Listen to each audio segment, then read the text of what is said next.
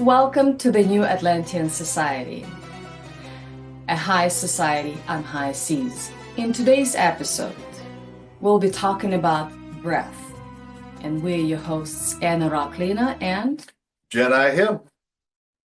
So, exciting. yes, fun, the breath. Yes, essential. Yes. Well, the ancients say the fastest way to ascension is through the breath, and the second by service.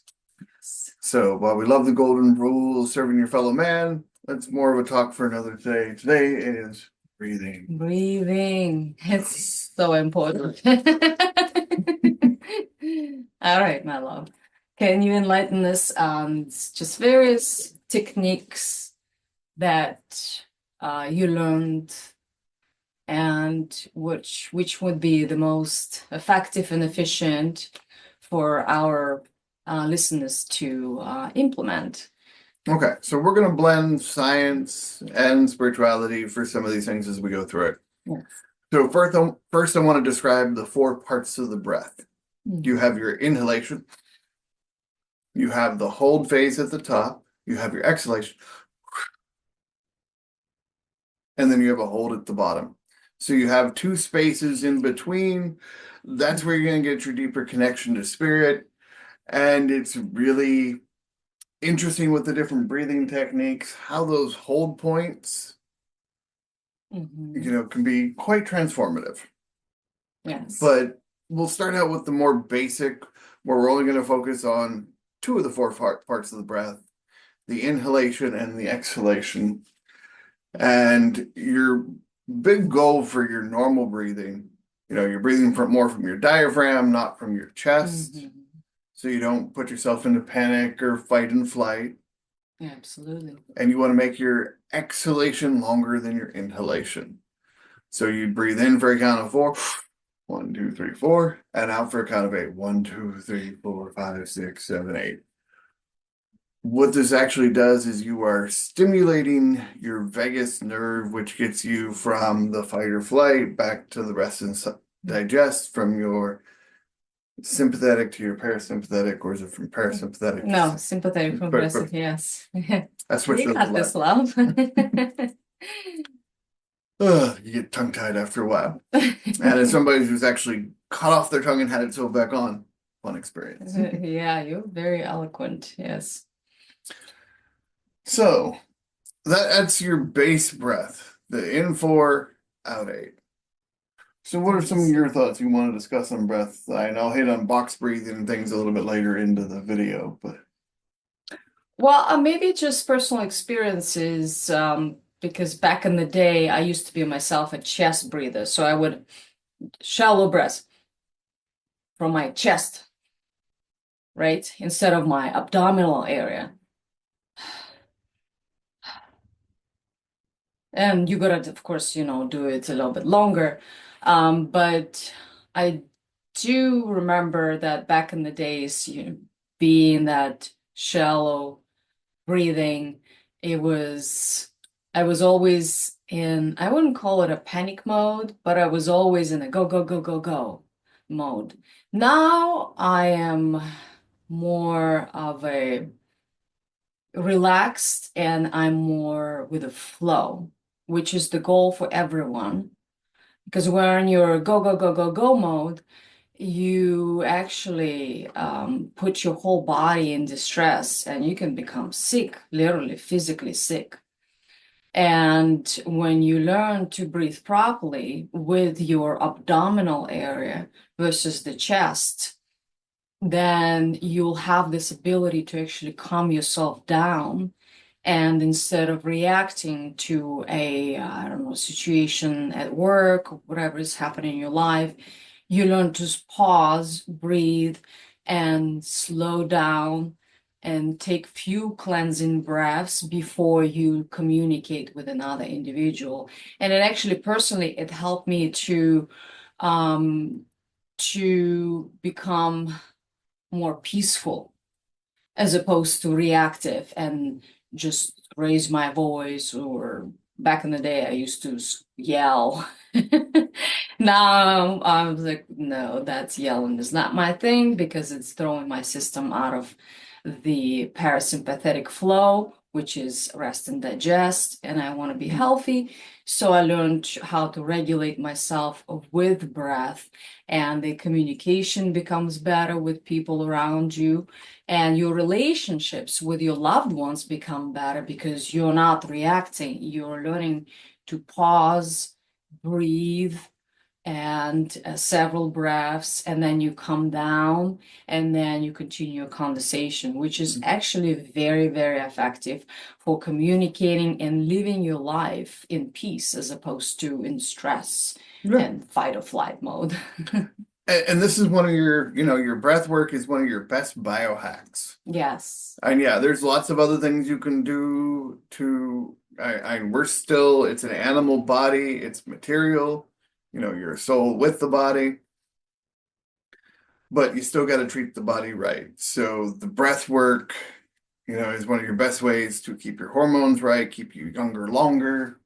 And it's fascinating. And get into some of the different yogic texts where they'll actually be able to rotate the abdominal and like milk juices out of specific organs for different ways to breathe.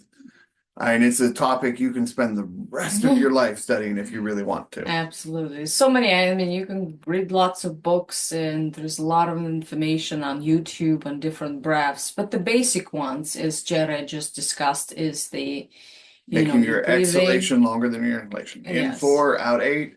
And the other one that I do a lot, especially for meditation time, is what's known as box breathing. So that's that 4-part breath. So you breathe in for 4, 1, 2, 3, 4. You hold it in for 4, 1, 2, 3, 4. You exhale for 4, 1, 2, 3, 4, and then hold it for 4 again. Now, as you would practice with that one, you do it for 5, 10 minutes, morning and evening.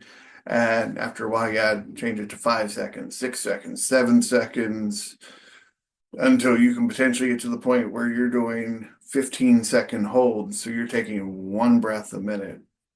Yes, and also what I noticed about myself, going from a chest breather to abdominal breather, sometimes when you're stuck in the chest breathing, you actually it gets very hard to open up your abdominal with your, and then it gets very hard to breathe with the belly. So what I do, I lie down on my yoga mat flat and then just put my hands on my belly and start breathing with the belly, because when you're on your back flat, you can feel your fingers going up and your whole body relaxes. So it's easier to breathe with your belly. So this is where you can start, and then you'll train your body, and then you can sit down and breathe with your belly. So that's just my personal experience. No, Yeah. the personal experience is wonderful, and it shows there. And like I said, the topic of breath work is one you can study for years and years to stimulate your different organs, to biohack your system. And this is just a light overview to help you reduce stress and tension so you can focus and move throughout the day better and more efficiently. Actually, another thing you can do is introduce chanting to your breathing. And chanting is it's good for your throat chakra because it sends those messages to relax your body, or even it's another layer of that makes you feel better. So yes, you would take a breath and